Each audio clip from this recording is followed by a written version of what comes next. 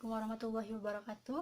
Kami kelompok 2 akan mempresentasikan materi mengenai hak atas kekayaan intelektual, di mana anggotanya itu saya sendiri, Hana Juninda Herma, yang kedua Amelia Agustina Leodi, yang ketiga Charmi Viola Salsa Putrika, keempat Diana Melty, yang kelima Fauzi Hasanah, yang keenam Gian Saviola, dan yang ketujuh Natasha Rizka Putri. Baiklah, materi yang pertama akan disampaikan oleh Amelia Agustina Leodi. Assalamualaikum warahmatullahi wabarakatuh. Perkenalkan, nama saya Amelia Agustina Leodi. Saya dari kelompok 11, yaitu mendapat bagian yaitu menjelaskan tentang hak atas kekayaan intelektual. Nah, di video kali ini bagian yang saya akan bahas yaitu tentang pengertian hak atas kekayaan intelektual dan juga tujuan pengadaan hak atas kekayaan intelektual. Nah, yang pertama itu saya akan menjelaskan pengertian hak atas kekayaan intelektual. Nah, istilah haki atau hak atas kekayaan intelektual merupakan terjemahan dari Intellectual Property Right atau IPR, sebagaimana diatur dalam Undang-Undang Nomor 7 Tahun 1994 tentang pengesahan WTO. Nah, pengertian intellectual property right sendiri adalah yaitu pemahaman mengenai hak atas kekayaan intelektual yang timbul dari kemampuan intelektual manusia yang mempunyai hubungan dengan hak seseorang secara pribadi, yaitu hak asasi manusia. Nah, hak atas kekayaan intelektual adalah hak eksklusif yang diberikan suatu hukum dan atau peraturan pada seseorang atau beberapa orang atas karya ciptanya. Dan menurut undang-undang yang telah disahkan DPR RI pada tanggal 21 Maret 1997, hak atas kekayaan intelektual atau haki adalah hak-hak secara umum hukum yang berhubungan dengan permasalahan hasil penemuan kreativitas seseorang atau beberapa orang yang berhubungan dengan perlindungan permasalahan reputasi dalam bidang komersial atau commercial reputation dan bidang atau tindakan jasa, yaitu bidang komersial atau goodwill.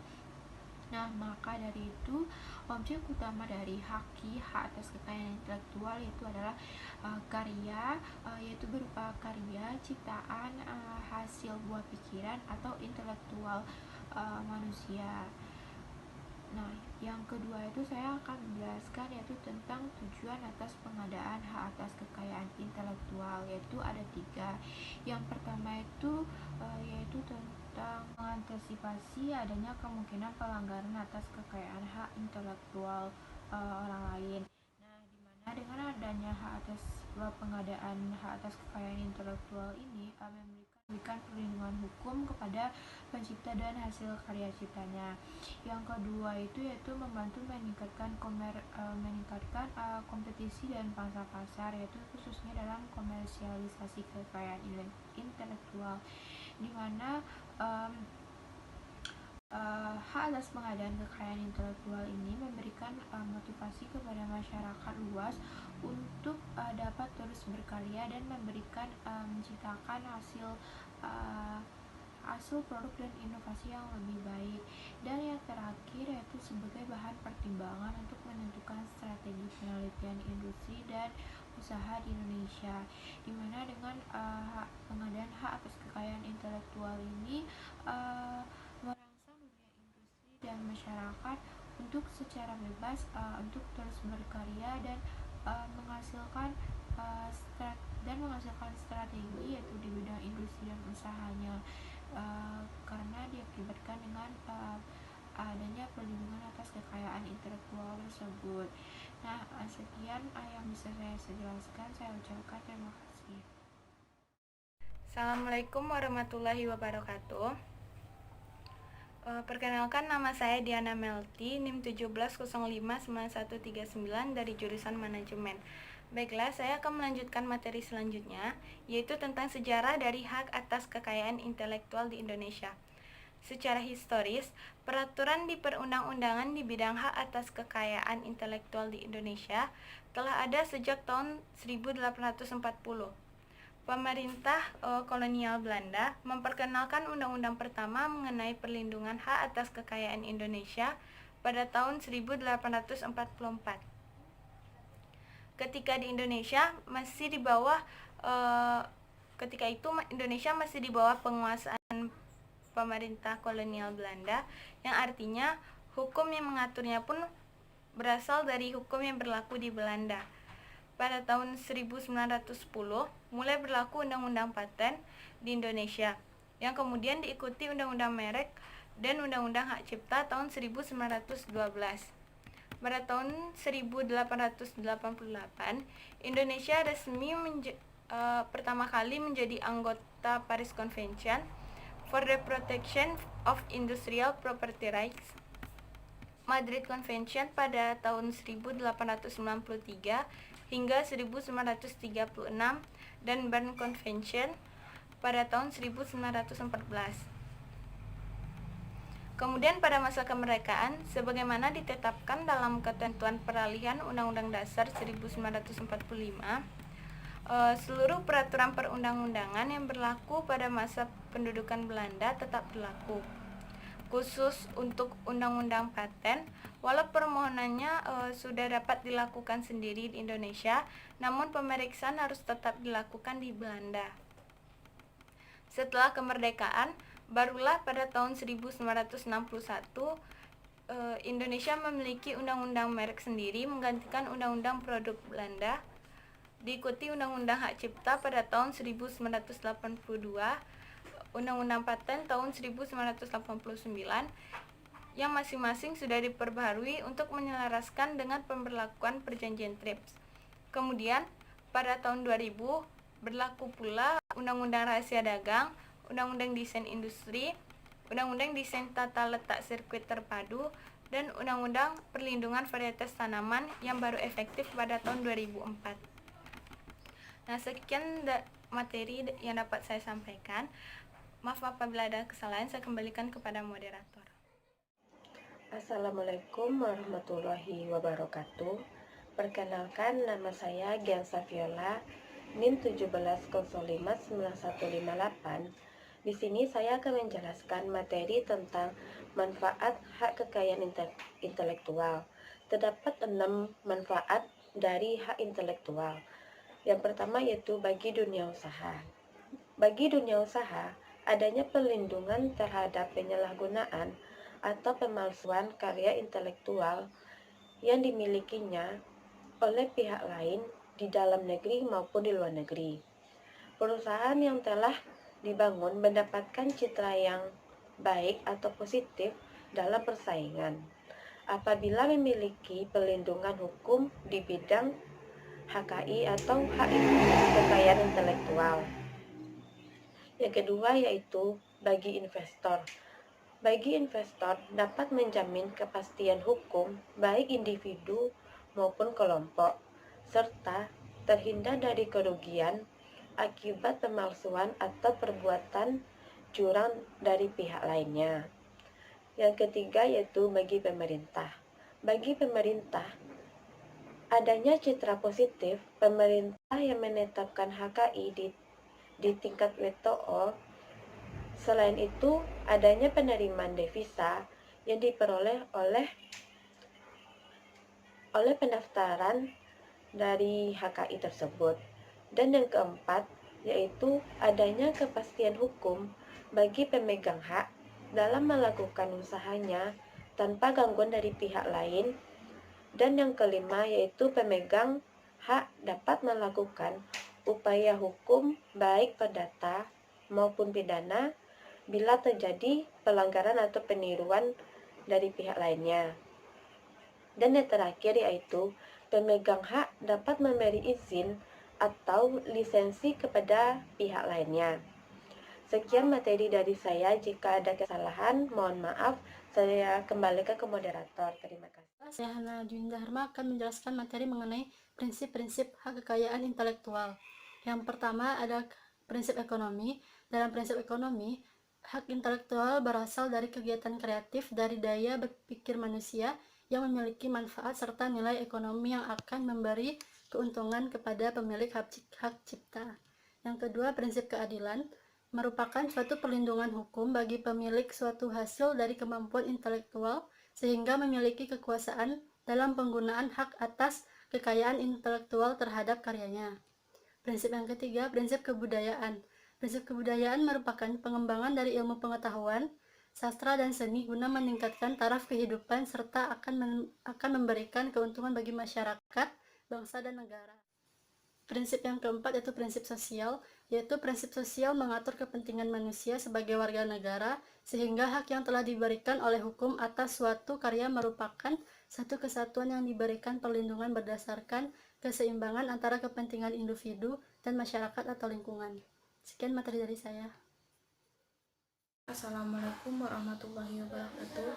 Di sini saya akan menyampaikan materi dari kelompok 11 yaitu hak atas kekayaan intelektual, yaitu pada klasifikasi hak atas kekayaan intelektual yaitu hak cipta atau copyright. Hak cipta menurut Undang-Undang Nomor 19 Tahun 2002 adalah hak eksklusif bagi pencipta atau penerima hak untuk mengumumkan atau memperbanyak ciptaannya atau memberikan izin untuk dengan tidak mengurangi pembatasan menurut peraturan perundang-undangan yang berlaku, yang mana terdapat pada pasal 1 butir 1. Di sini kedudukan hak cipta sudah ditetapkan oleh Undang-Undang Hak Cipta atau UU HC, yang dimana hak cipta dianggap sebagai benda bergerak pada pasal 3 ayat 1. Sebagai benda bergerak, hak cipta dapat beralih atau dialihkan baik seluruhnya maupun sebagian, karena yang pertama pewarisan, yang kedua hibah, yang ketiga wasiat, yang keempat dijadikan milik negara, dan kelima perjanjian, yang dimana pada perjanjian terdapat mengenai pasal 3 ayat 2 yang mengisyaratkan harus dilakukan dengan akta dengan ketentuan perjanjian tersebut hanya mengenai wewenang yang disebut di dalam akta tersebut. Pentingnya akta perjanjian itu adalah hak tidak lain dimaksudkan untuk memudahkan pembuktian peralihan hak cipta apabila terjadi persengketaan di kemudian hari, yang dimana di sini terdapat ciptaan yang dilindungi tersebut pada Undang-Undang Hak Cipta atau UHC menganut sistem terbatas dalam melindungi karya cipta seseorang. Perlindungan ciptaan tersebut diberikan dalam bidang pengetahuan, seni, dan sastra. Pada pasal 11 ayat 1 merinci ketiga bidang tersebut yang meliputi yang pertama buku, pamflet, dan semua karya tulis lainnya. Yang kedua ceramah, kuliah, pidato, dan sebagainya. Yang ketiga pertunjukan seperti musik, karawitan, drama, tari, dan pewayangan. Yang keempat yaitu ciptaan tari atau koreografi, yang dimana seperti rekaman suara atau bunyi. Yang kelima segala bentuk seni rupa seperti seni lukis, seni pahat, seni patung, dan kaligrafi yang perlindungannya diatur dalam pasal 10 ayat 2. Yang keenam seni batik, arsitektur, peta, sinematografi, dan fotografi. Selain itu, Undang-Undang Hak Cipta atau UHC juga melindungi karya yang berupa pengelolaan yang lebih lanjut daripada ciptaan aslinya, sebab bentuk pengelolaan ini dipandang merupakan suatu ciptaan baru dan tersendiri yang sudah lain dari ciptaan aslinya, yang dimana tidak ada hak cipta untuk karya sebagai berikut. Yang pertama yaitu seperti hasil rapat terbuka lembaga-lembaga negara, yang kedua peraturan perundang-undangan, yang ketiga putusan pengadilan dan penetapan hakim, yang keempat pidato kenegaraan, pidato pejabat pemerintah. Di sini masa berlakunya hak cipta.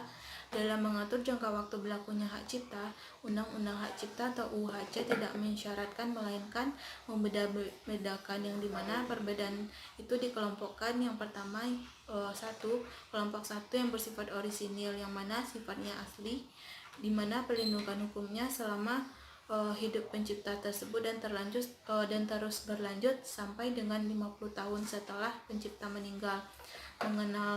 Mengenai alasan penetapan jangka waktu tersebut berlakunya yang demikian lama itu, undang-undang tidak memberikan penjelasan. Karya ciptaan ini meliputi seperti buku, pamflet, dan semua karya tulis lainnya, ciptaan tari atau koreografi, dan segala bentuk seni rupa seperti seni lukis, seni pahat, dan seni patung dan batik.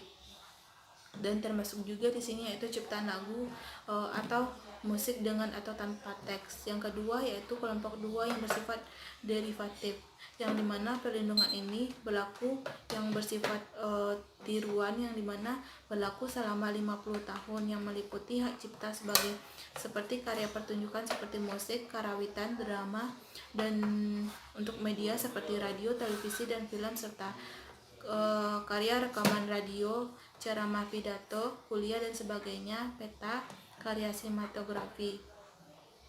Yang ketiga yaitu kelompok pengaruh waktu, di mana terhadap karya cipta yang aktivitasnya tidak begitu tahan, yang dimana berlaku selama 25 tahun, yang meliputi hak cipta seperti karya fotografi, program komputer atau komputer program, saduran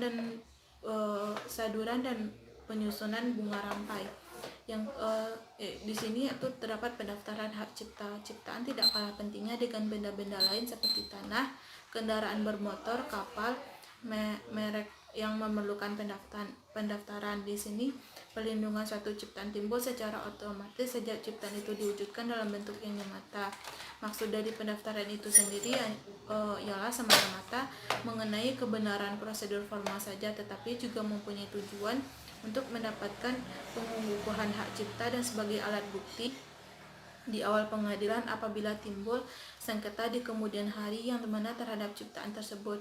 Pendaftaran hak cipta yaitu di Direktorat Jenderal Hak Kekayaan Intelektual Departemen Kehakiman Hak Asasi Manusia, yang mana sifat dari pendaftaran hak cipta ini bersifat kebolehan atau fakultatif, yang dimana orang boleh tidak mendaftarkannya. Apabila tidak mendaftarkannya tidak ada sanksi hukum. Dengan sifat demikian, Undang-Undang Hak Cipta memberikan kebebasan masyarakat untuk melakukan pendaftaran. Baiklah, saya Natasha Rizka Putri, NIM 1705917, akan melanjutkan presentasi mengenai hak kekayaan industri. Hak kekayaan industri adalah hak yang mengatur segala sesuatu milik perindustrian, terutama yang mengatur pelindungan hukum.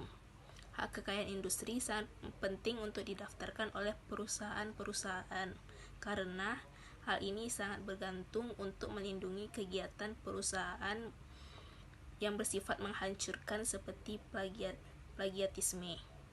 Dalam hak kekayaan industri, salah satunya meliputi yang pertama hak paten. Menurut Undang-Undang Nomor 14 Tahun 2001, Pasal 1 Ayat 1, hak paten adalah hak eksklusif yang diberikan oleh negara kepada investor atas hasil penemuannya di bidang teknologi yang untuk selama waktu tertentu dalam melaksanakan sendiri penemuan tersebut atau dengan membuat persetujuan kepada pihak lain untuk melaksanakannya.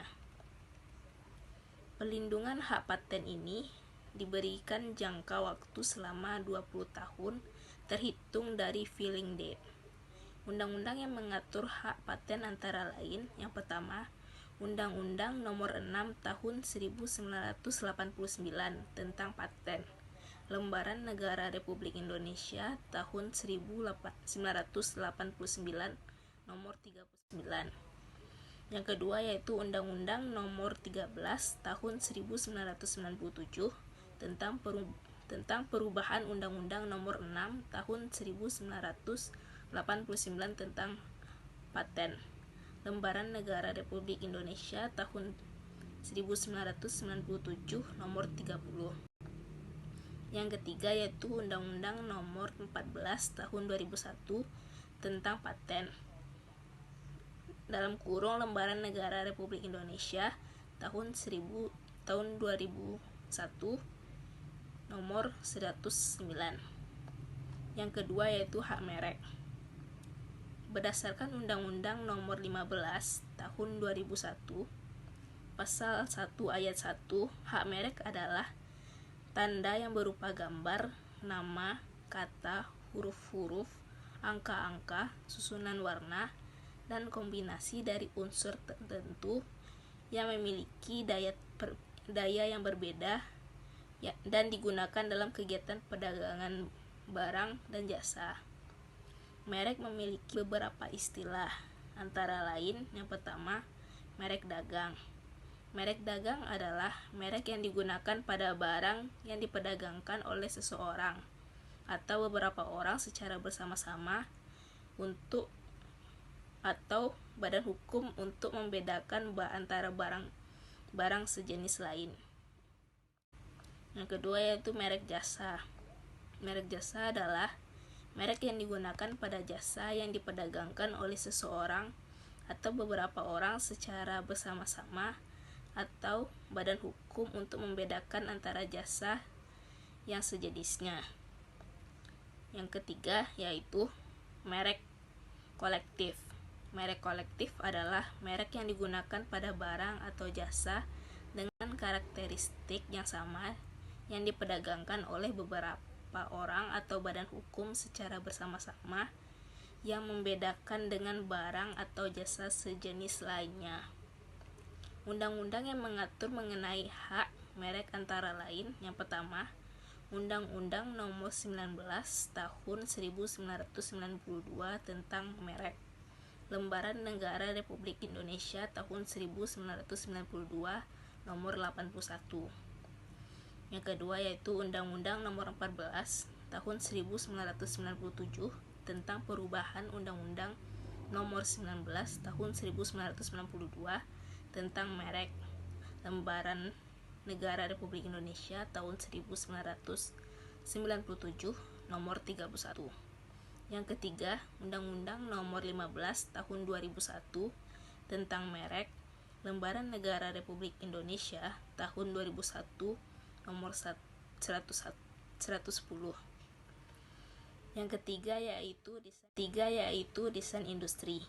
Berdasarkan Undang-Undang Nomor 31 Tahun 2000 Pasal 1 Ayat 1 tentang desain industri, bahwa desain industri adalah suatu kreasi tentang bentuk, konfigurasi, dan atau komposisi garis atau warna atau gabungan daripadanya yang berbentuk 3 dimensi atau 2 dimensi yang memberikan kesan estetis yang dapat diwujudkan pada pola 3 dimensi atau 2 dimensi serta dapat dipakai untuk menghasilkan suatu produk, barang, komoditas industri dan kerajinan tangan. Yang keempat yaitu desain tata letak sirkuit terpadu. Berdasarkan Undang-Undang Nomor 32 Tahun 2000 Pasal 1 Ayat 1 tentang desain industri tata letak sirkuit terpadu, bahwa sirkuit terpadu adalah suatu produk dalam bentuk jadi atau setengah jadi yang di dalamnya terdapat beberapa elemen dan sekurang-kurangnya satu dari elemen tersebut adalah elemen aktif yang sebagian atau seluruh saling berkaitan serta dibentuk secara terpadu di dalam sebuah bahan semikonduktor yang dimaksudkan untuk yang sebagian atau seluruh saling berkaitan serta dibentuk secara terpadu di dalam sebuah bahan semikonduktor yang dimaksudkan untuk menghasilkan fungsi elektronik. Yang kelima yaitu rahasia dagang. Menurut Undang-Undang Nomor 30 Tahun 2000 tentang rahasia dagang, bahwa rahasia dagang itu adalah informasi yang tidak diketahui oleh khalayak umum di bidang teknologi ataupun di bidang bisnis, mempunyai nilai ekonomi karena berguna dalam kegiatan usaha dan dijaga kerahasiaannya oleh pemilik dagang tersebut. Yang terakhir yaitu indikasi geografis. Berdasarkan Undang-Undang Nomor 15 Tahun 2001 Pasal 56 Ayat 1 tentang merek, bahwa indikasi geografis dilindungi sebagai suatu tanda yang menunjukkan daerah asal suatu barang yang karena faktor lingkungan geografis tersebut, termasuk dari faktor alam, faktor manusia, atau kombinasi dari dua faktor tersebut, memberikan ciri dan kualitas tertentu pada barang yang dihasilkan. Baiklah, sekian dari materi yang saya sampaikan. Terima kasih. Assalamualaikum warahmatullahi wabarakatuh. Perkenalkan, nama saya Fauzia Hasanah, NIM 17059148. Saya akan melanjutkan materi yaitu tentang dasar hukum hak kekayaan intelektual di Indonesia. Hukum yang mengatur haki bersifat teritorial. Pendaftaran ataupun penegakan haki harus dilakukan secara terpisah di masing-masing yurisdiksi. Haki yang dilindungi di Indonesia adalah haki yang sudah didaftarkan di Indonesia. Dasar hukum haki antara lain yang pertama ada perjanjian internasional.